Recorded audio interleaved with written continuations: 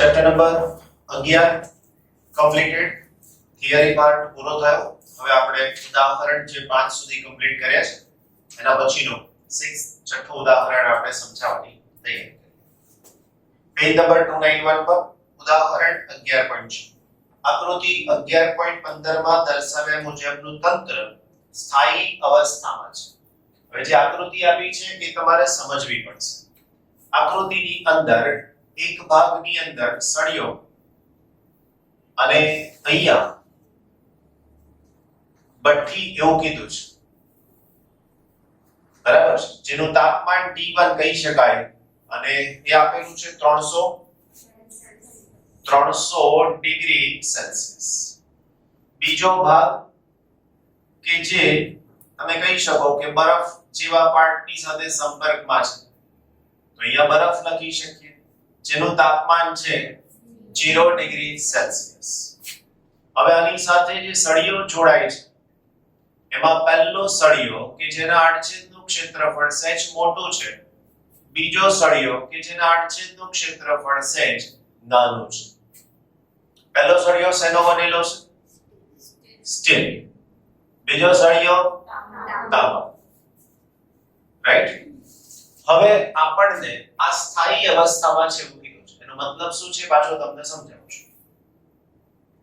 Steel અને તાંબાના જંક્શનનું તાપમાન કેટલું હશે? આ જે બને એને કહી શકાય જંક્શન.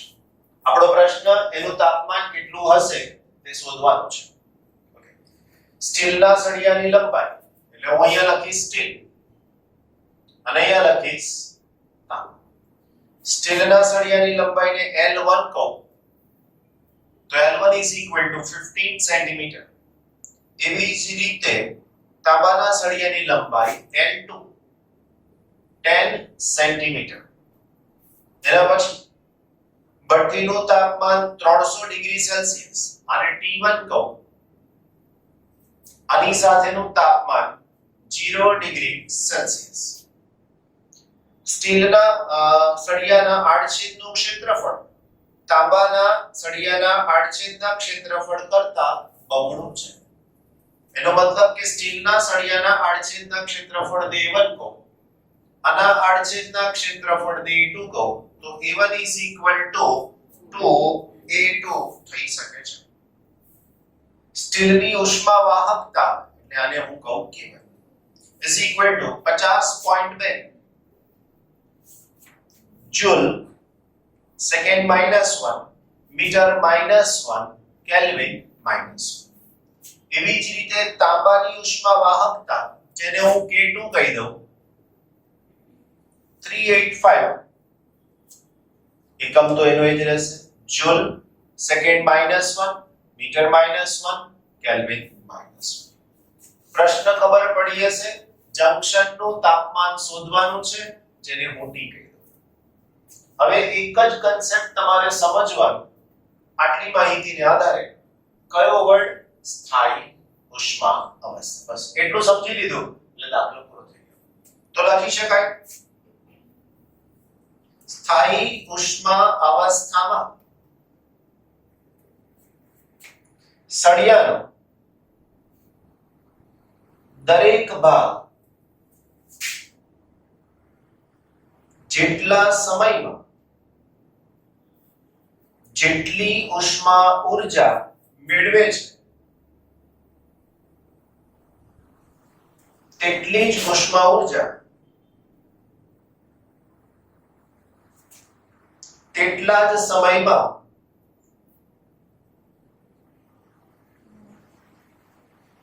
ગુમાવે છે. ક્લિયર?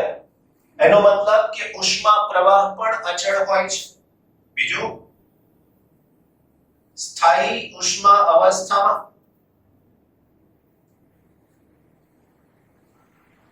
ઉષ્મા પ્રવાહ અચળ હોય છે. હવે ઉષ્મા પ્રવાહ અચળ છે એનો મતલબ H અચળ છે, તો લખી શકીએ માટે સ્ટીલ માટે H1 બરાબર તાંબા માટે H2. રાઈટ. હવે H ઉષ્મા પ્રવાહનું સૂત્ર તો કે એ તાપમાનનો તફાવત ના છેદમાં લંબાઈ. હવે આના તાપમાનને T1 અને આના માટે T2 તો અહીંયા લખી શકું T1 - L1. એના પછી K2 અને K1 ક્ષેત્રફળ નું રિલેશન છે એટલે મારે A1 A2 લખવું પડશે. K2 A2 આ તાંબા માટે ઊંચું તાપમાન T અને નીચું તાપમાન 0 ડિગ્રી. તો 0 ડિગ્રી સેલ્સિયસ ને આપણે નામ આપી દઈશું T2. તો અહીંયા લખીશું T - T2 divided by N2. હવે માત્ર તમારે વેલ્યુઝ પુટ અપ કરવાની અને સાદુરૂપ આપવાનું રહેશે. K1 ની વેલ્યુ 50.2. A1 ને હું A1 જ રાખીશ. સોરી. A1 બરાબર આપણી પાસે 2A2 છે. તો 2A2. T1 300 ઓછા T ના છેદમાં 15 સેન્ટીમીટર લંબાઈ છે. મીટરમાં કન્વર્ટ કરી જરૂરી નથી પણ છતાંય કરવી જોઈએ આપણે. K2 તો K2 ની વેલ્યુ આપણી પાસે છે 385 into A2 T શોધવાના છે -0 degree Celsius divided by N2 10 છે મીટરમાં કન્વર્ટ કરી -2 કેન્સલ. આની અંદરથી A2 ગયા આની અંદરથી પણ A2. હવે આપણે શું કરી શકીએ તો આનો ગુણાકાર આનાની સાથે ભાગાકાર. આનો ગુણાકાર આનાની સાથે ભાગાકાર.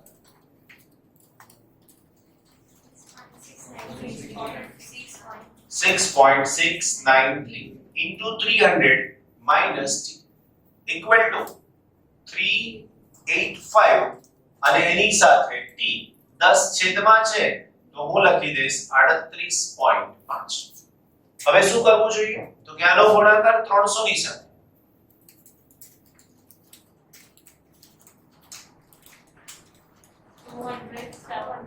Two 2007.9 okay minus 6.693 T 38.5 આને લઈ જઈએ જમણી બાજુ એટલે પ્લસ થઈ જશે તો આની સાથે આનો સરવાળો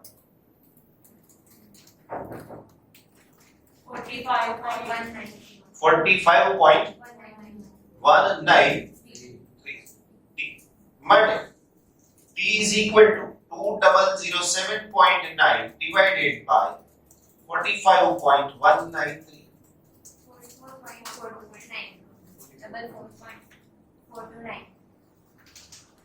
આટલા. ઓકે ચેક કરી લો આન્સર. તમારી ટેક્સ્ટ બુકમાં બહુ સરસ રીતે સમજાયું છે. બરાબર જો કયું સૂત્ર લખ્યું એમણે તો કે 50.2 વાળું અને સીધો પછી જવાબ આવી ગયો. ઓકે સેલ્સિયસ ચાલે છે તો સેલ્સિયસ માં કેલ્વિન ની જગ્યાએ ડિગ્રી સેલ્સિયસ. રાઈટ કોઈ તકલીફ? હવે એમણે ઘણી મોટી લાઈનમાં સમજૂતી આપી છે. હવે બધી સમજૂતીની આવશ્યકતા નથી, આપણા માટે આટલું સફિશિયન્ટ છે. એમણે જે સમજાવ્યું છે એ આ લેયર માટે સમજાવ્યું છે. અહીંયાથી આ ઉપરનો ભાગ અને આ નીચેનો ભાગ શું છે? તો આ જે ઉપરનો ભાગ છે અને નીચેનો ભાગ છે એ કેપ છે, આવું લેયર છે. આ વચ્ચેનો સળિયો હોય તો આ ઉપર લેયર છે. શેનો? અવાહક પદાર્થ. જ્યારે ત્યારે તમને સમજાવ્યું કે એસી ની પાઇપ બહાર આઉટડોર થી એસી સુધી લાવીએ તો એની ઉપર એક કવર લગાડી દે છે. એ કે પાઇપને કશું થાય નહીં એના માટે નથી હોતું. ઉષ્મા ઊર્જા બહારની એ પાઇપની અંદરની હવાને વધારે પડતી ગરમ ન કરી નાખે એટલા માટે છે. તો એવો જ આ લેયર છે, અવાહક છે, જે આમાંથી ઉષ્મા ઊર્જાને વિકિરણના સ્વરૂપમાં બહાર જવા દેતો નથી. તો એવી સમજૂતી એ પેરેગ્રાફમાં આપી છે, આપણા માટે આટલું સફિશિયન્ટ છે.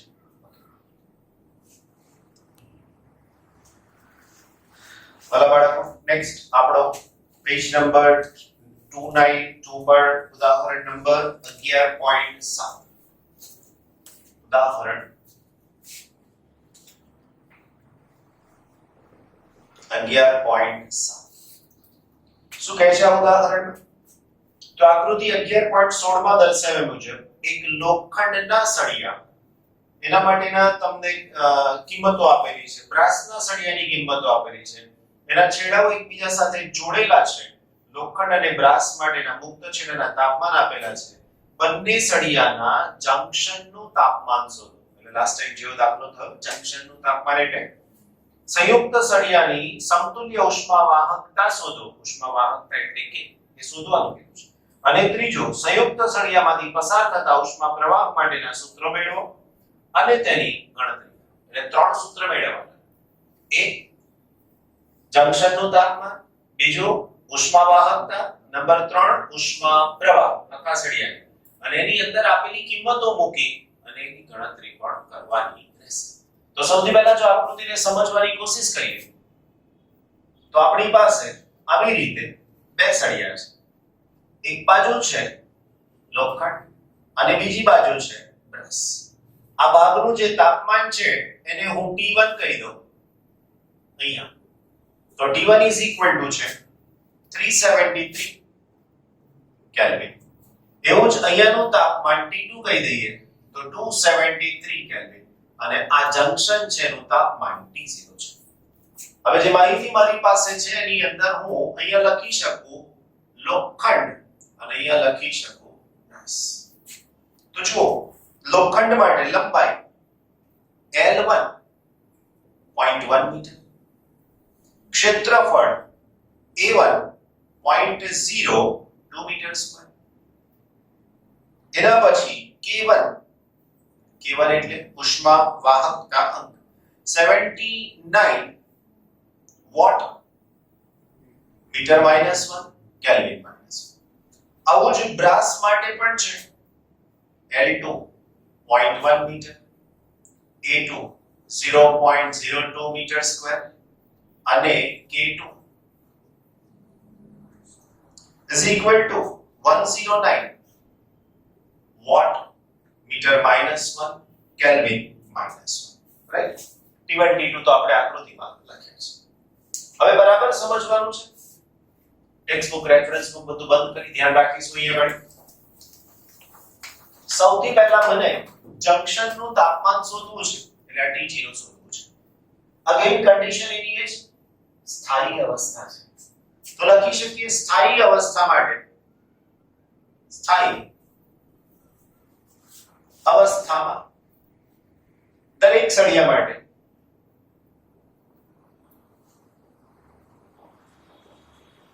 ઉષ્મા પ્રવાહ સમાન મળે. હવે ઉષ્મા પ્રવાહ સમાન મળે એનો મતલબ કે H બરાબર અથવા H1 બરાબર H2 બરાબર H. H1 એટલે પહેલા માટે, H2 બીજા માટે અને H બંનેનું કોમન. હવે હમણાં થોડી વાર પહેલા આગળના દાખલામાં લખ્યું હતું એવું સૂત્ર હું H1 નું લખું તો સૂત્ર થઈ જશે K1 A1 પહેલું તાપમાન માઈનસ એ સળિયાનું અંતનું તાપમાન ના છેદમાં લંબાઈ. K2 A2 T0. આ બ્રાસ માટે પહેલું તાપમાન T0 માઈનસ T2 ના છેદમાં L1 ની જગ્યાએ L2. કન્ડિશન આપણને આપી દીધી છે, ના આપેલી હોય તોય ખબર પડે એવું છે. બંનેની લંબાઈ સમાન છે, બંનેના આડછેદના ક્ષેત્રફળ પણ સમાન છે. તો લખીએ અહીં L1 બરાબર L2 બરાબર L તથા A1 બરાબર A2 બરાબર A છે.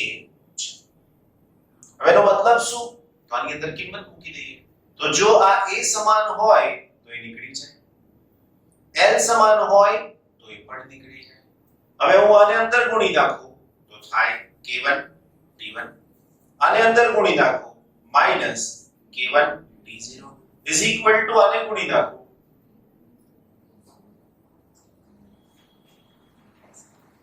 રાઈટ.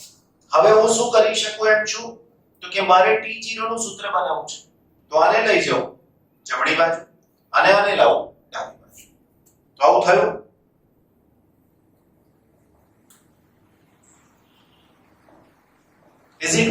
અને જમણી બાજુ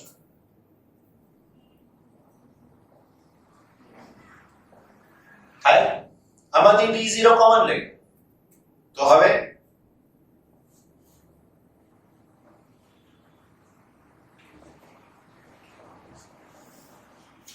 મારે સૂત્ર જોઈએ છે t0.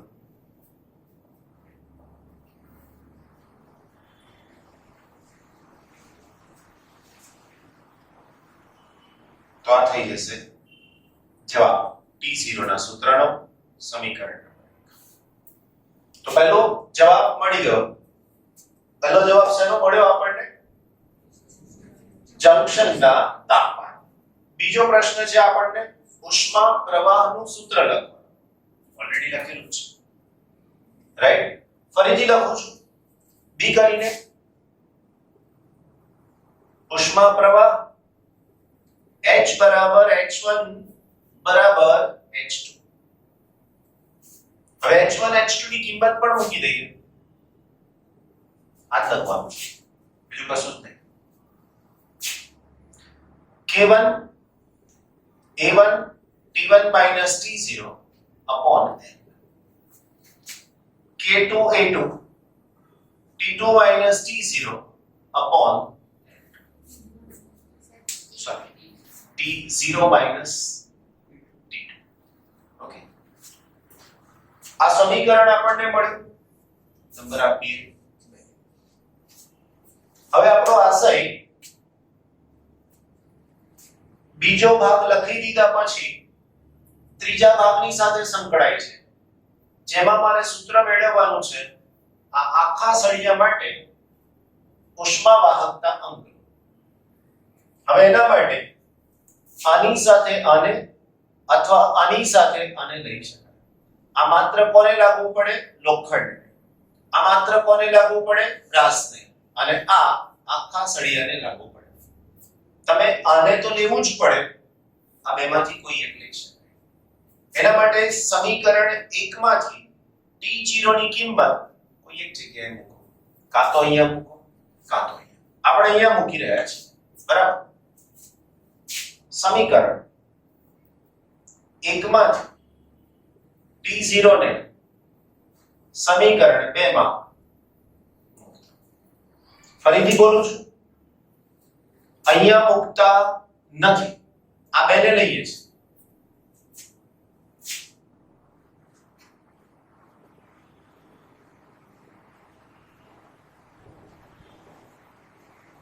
આની અંદર હું કિંમત મૂકીશ.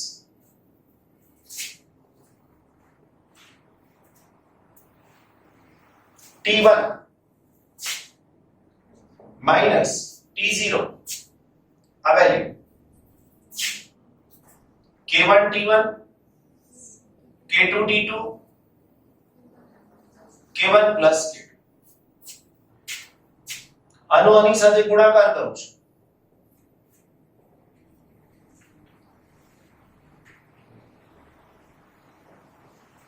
આનો આની સાથે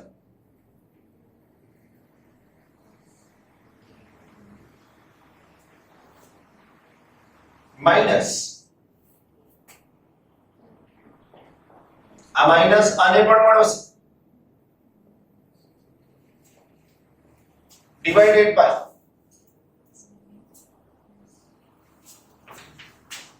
આ K1 T1 પ્લસ છે, આ K1 T1 માઈનસ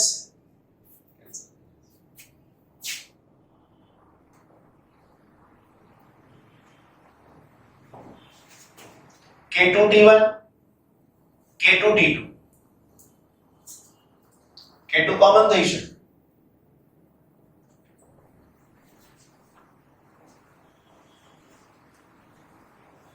આખા પદને પાછું રીઅરેન્જ કરું છું. K1 K2 upon K1 plus K2.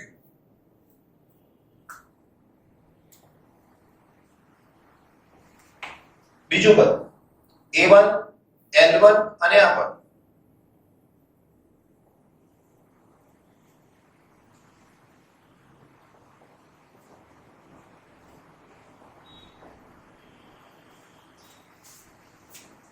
હવે આ H એ મારે આખા સળિયા માટે લખવાનું છે. તો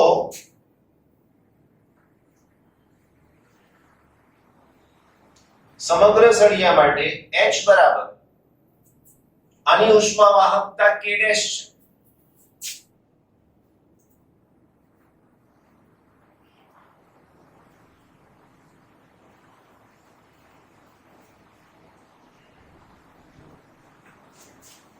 આની એટલે પહેલું આવશે K ડેશ. ક્ષેત્રફળ તો હું એ જ લખીશ. આનું તાપમાન T1, આનું તાપમાન T2. સંયુક્ત સળિયો બોલ્યો છું એટલે આ વચ્ચે શું છે મને ખબર નથી. આવા 3 હોય કે 50 હોય આપણે એની સાથે કોઈ લેવા દેવા નહીં. છેદમાં આટલી લંબાઈ L તો આટલી લંબાઈ પણ L જ થાય છે. તો છેદમાં આવશે 2L.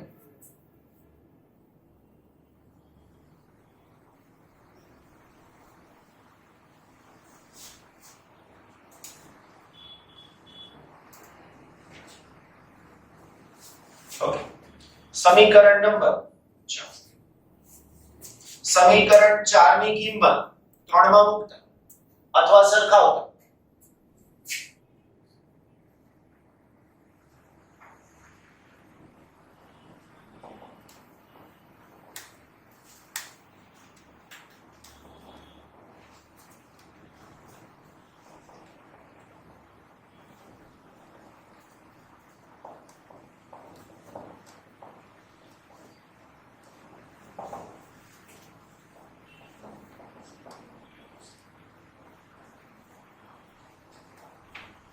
જો T1 T2 કેન્સલ બંને બાજુ.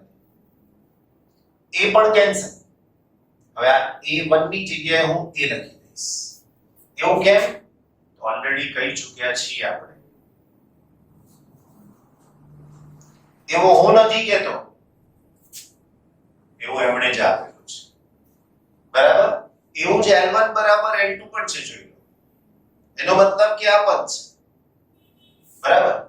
એટલે હું અહીંયા આને પણ કાઢી નાખું છું, આને પણ કાઢી નાખું છું. બાજુમાં રીઝન લખી શકાય કે L1 બરાબર L2 બરાબર L, A1 બરાબર A2 બરાબર A. તો હવે કેન્સલ થઈ ગયું. અહીંયાથી મને K ડેશ જોઈએ છે તો 2 અહીંયા ઉપર જાય તો આન્સરમાં K dash is equal to 2 K1 K2 upon K1 plus K2. તો આ સંયુક્ત સળિયાની ઉષ્મા વાહકતા થઈ એમ કહી શકાય. ક્લિયર? કોઈ તકલીફ આટલે સુધી?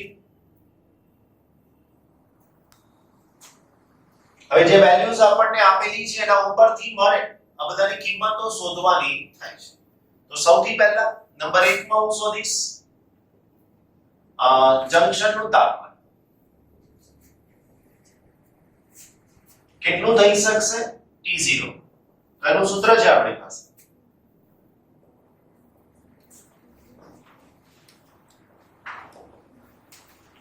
રાઈટ? જે કિંમત છે તેમાં K1 79, T1 તાપમાન 373, K2 109, 273, 79 plus 109. આનો ગુણાકાર 29467. આનો ગુણાકાર 29757. હવે આનો સરવાળો, હવે આનો સરવાળો અને એની સાથે આનો ભાગાકાર.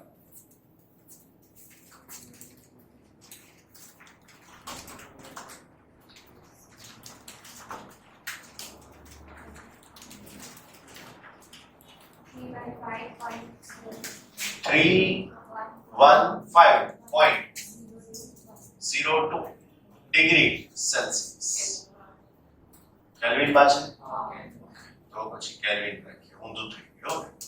ચાલો, પહેલો કેલ્ક્યુલેશન થઈ ગયો. Second calculation. સેકન્ડ કેલ્ક્યુલેશન માં શું છે? તો સળિયા માટે, સંયુક્ત સળિયા માટે ઉષ્મા વાહક.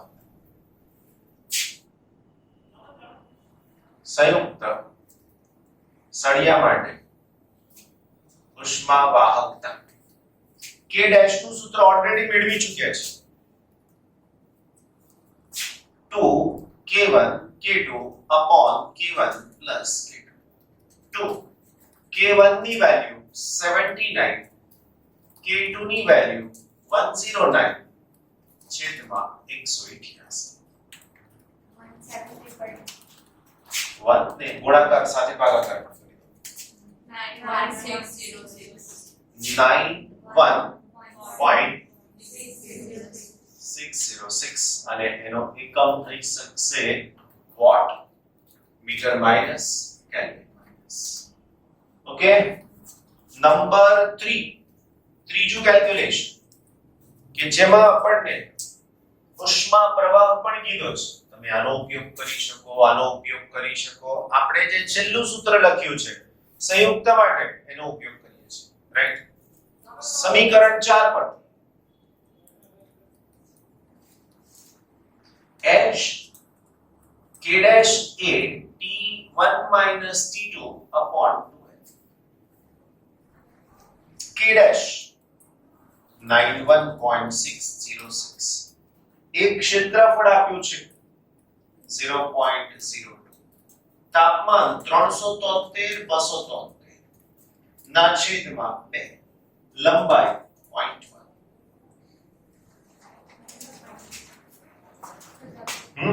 આપો જવાબ 916.06 અને h એટલે ઉષ્મા પ્રવાહ જૂલ પર સેકન્ડ રાઈટ 916 વોટ તમને આન્સર આપેલો છે તમારી ટેક્સ્ટ બુકમાં બહુ સરસ રીતે સમજાવેલું છે કે જેમાં તમને ખબર પડી જાય કે આમાં કશું ખબર પડવા જેવું છે તમારી રેફરન્સ બુકની અંદર આવું કશું છે નહીં રેફરન્સ બુકમાં ખાલી આ છે આખી વાર્તા જે આપણે મુદ્દા પરથી કરી એના જેવું કશું છે ઓકે ઉદાહરણ 11.8 પેજ નંબર 297 પર 20 ડિગ્રી સેલ્સિયસ ઓરડાના તાપમાને એક વાસણમાં ભરેલ ગરમ ભોજન 2 મિનિટમાં 94 ડિગ્રી સેલ્સિયસ થી 86 ડિગ્રી સેલ્સિયસ જેટલું ઠંડુ થાય છે તો પહેલી વાત ઓરડાનું તાપમાન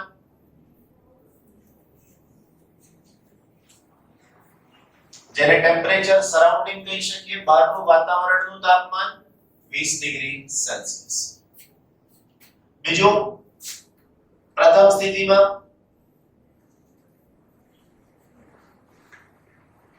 તાપમાનનો ઘટાડો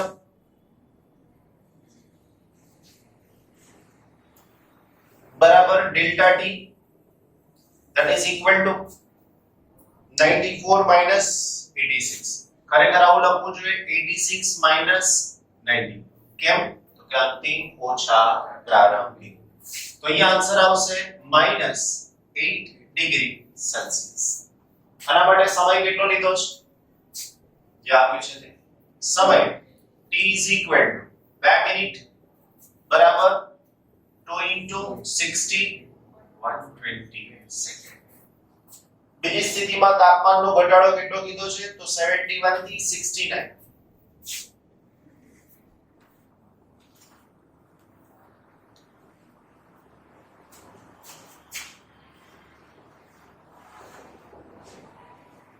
69 minus 71 that is equal to -2 degree Celsius સમય t શોધવાનું કીધું છે t dash હવે પદાર્થનું તાપમાન ઘટી રહ્યું છે એનો અંતરાલ બહુ ઓછો છે તો આવી પરિસ્થિતિમાં ન્યૂટનનો સેકન્ડનો નિયમ લાગુ પાડી શકાય દાખલાને તમે બે રીતે સોલ્વ કરી શકશો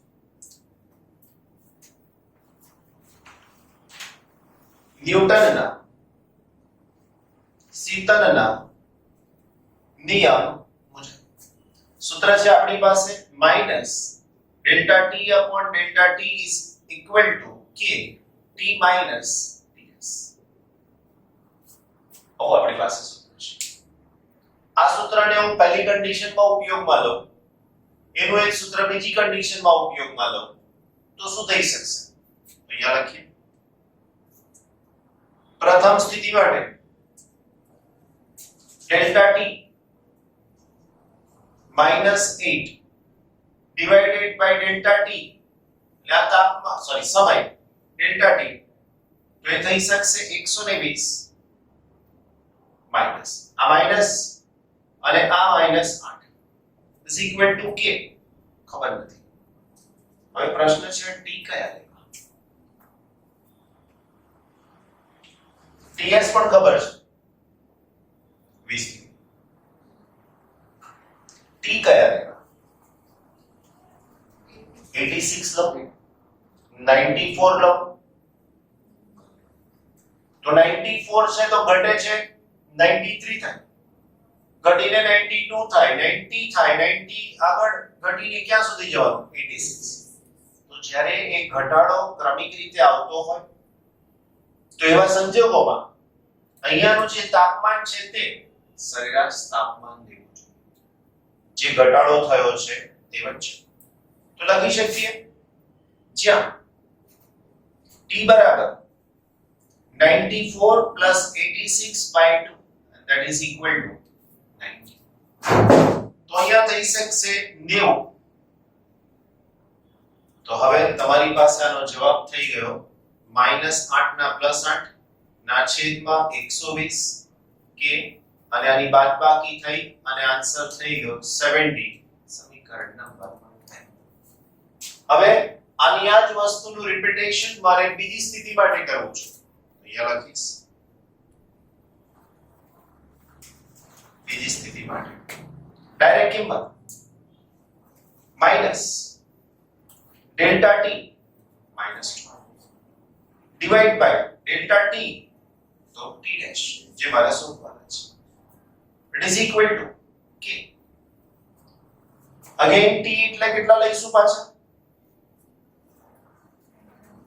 ટી બરાબર બેનું સરેરાશ કોનું 69 71 by 2 that is 70 right. તો આની અંદર 70 ના છેદમાં 70 minus 20 divided by division માં કશું છે minus minus plus તો 2 ના છેદમાં t ડેશ k અને અહીંયા આવશે 50 સમીકરણ નંબર 3. હવે ગણવાની બે રીત કઈ હોઈ શકે? તો આમાંથી તમે k શોધી નાખો અને આની અંદર મૂકી દો તો તમને t ડેશ મળી જાય. કોઈને એવું ન કરવું હોય તો શું થાય? તો હું પહેલા આમાંથી k નું સૂત્ર બનાવી દઉં છું કે k is equal to 8 upon 120 into 70. આ વધારાનું પદ મેં બનાવીને મૂકી દીધું. હું સમીકરણ 2 અને 3 નો ગુણોત્તર લઉં છું.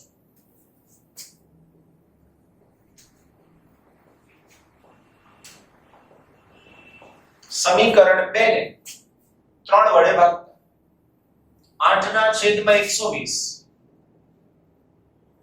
ના છેદમાં 2 ના છેદમાં t dash is equal to k 70 અને k 50.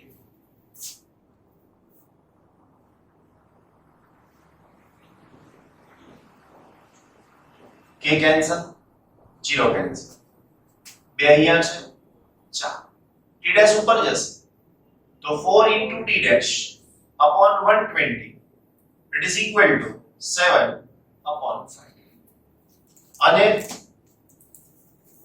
t dash is equal to 127 4 અને 5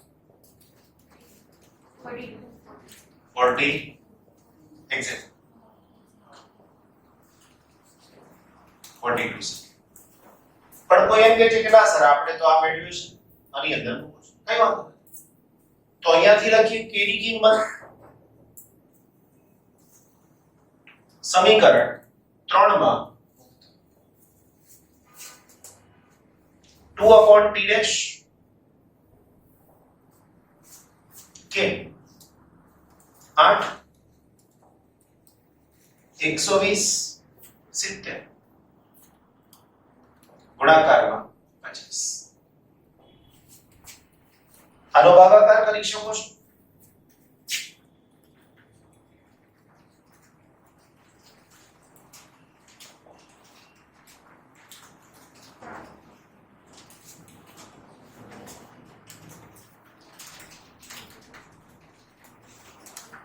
આઠ ગુણાકારમાં 50